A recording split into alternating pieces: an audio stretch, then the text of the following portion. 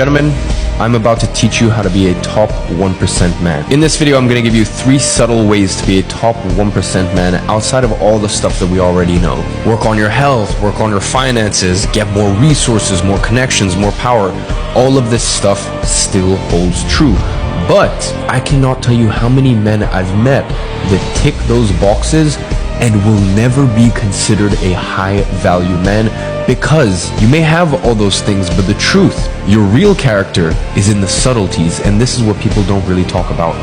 Now, the first step to being a high value man is never ever, in a genuine, serious manner, in a genuine, serious conversation, refer to yourself as a high value male. I see this time and time again. Men say that they're a high value male and go tell their girlfriend to make them a coffee while they live at home with their mother. Listen, I'm going to be very honest and real with you. There is pretty much no one in the whole manosphere, red pill space that is actually about it. I know their personal lives, I know behind the scenes, and most of these men are dating subpar women or don't have real respect or can hold frame with the woman that they're with. The reason is they are so busy screaming how high value they are rather than being it. You need to be, not do. It needs to be effortless. You think guys like Drake or guys like Brad Pitt in day-to-day conversations, listen, it's one thing on YouTube when you've got a title and a theme for the video, that's one thing. You think Drake and Brad Pitt are telling their friends or girls they're dating or their wife, I'm so high value, look at me? No.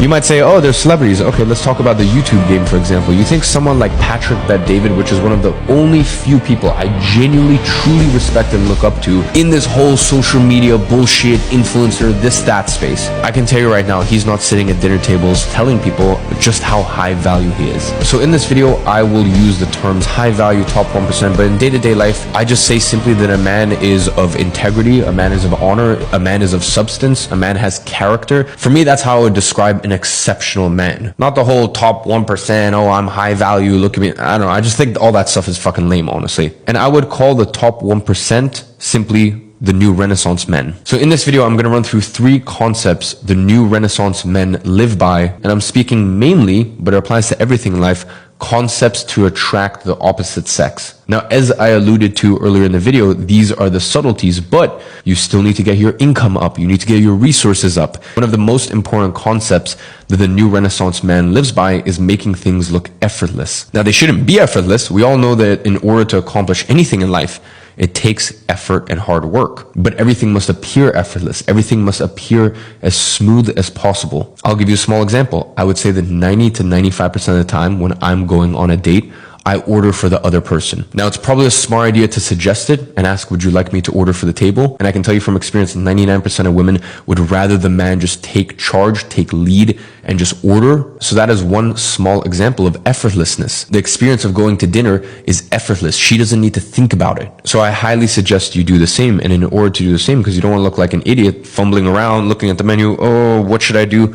Before you go, study the menu. Or if you're like me, I'm a creature of habit. There's maybe only, 5-6 restaurants I like going to. I know the menu pretty much back to front at this point. So either study the menu before you go, or just make it a habit of going to the same few places. Now, the next thing is the bill. I highly suggest, as you guys are coming towards the end of your meal, either you or her will go to the restroom. If she goes to the restroom, square away the bill very quickly. If you know that you're done with your meal, you're not going to order anything else, or vice versa. If you go to the restroom at the end of the meal, just square away the bill while you're going to the restroom. And once again, this is another era of effortlessness. There is no bill at the end, you fumbling for your wallet, trying to pay, trying to maintain conversation while that's happening. Now, I know there might be a very small, stupid subsection of you that are going, wait, but if I do that, how do we split the bill?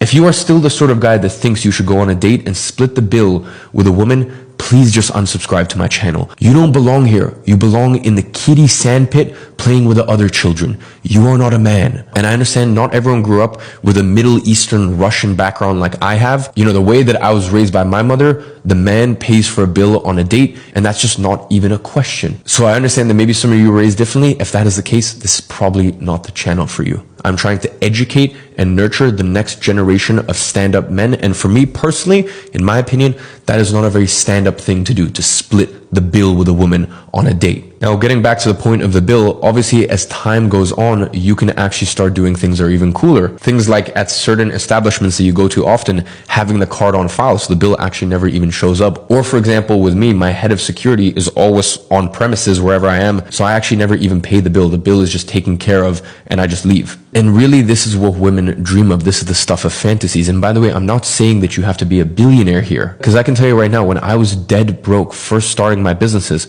I still thought about this stuff. Of course, you can't do the whole flex of the bill doesn't come and all this stuff. But I mean, simple stuff. When I went on dates and we would just go for long walks because that's all I could afford, I would plan routes where I knew that there was a nice hot chocolate place or a nice ice cream place. So these are really $10 dates. But if you do it right, if you plan it right, if you make the whole experience effortless, then this is truly the stuff of dreams, of fantasies, of movies. This is the stuff that women dream of. It's this effortlessness that everything just seems to be going right. And that's what she sees. And that's what really women want to see, is just effortlessness. And that's why women love all of these romantic movies and these rom-coms and stuff like that. Obviously, she doesn't realize that on the backside, you're here planning everything and making sure everything goes in order. So things shouldn't be effortless, but they should look effortless. Now, effortlessness also reflects on how humble and under the radar you are. Never make a massive deal of something. No need to ever tell the woman the price of the bill or how much you spent on some new thing that you bought. No need for all this stuff. The less that you flex and the more comfortable you seem, you can still talk about yourself. You can still talk about your achievements. You can still talk about things that are going on in your life. But we all know the difference between talking when addressed or when the time is right, or just weird flexes that are incongruent, that are poorly timed, that the girl or even just people you're networking with are just kind of like, cool, I didn't really ask. You need to remember in general to be the guy rather than telling her you're the guy.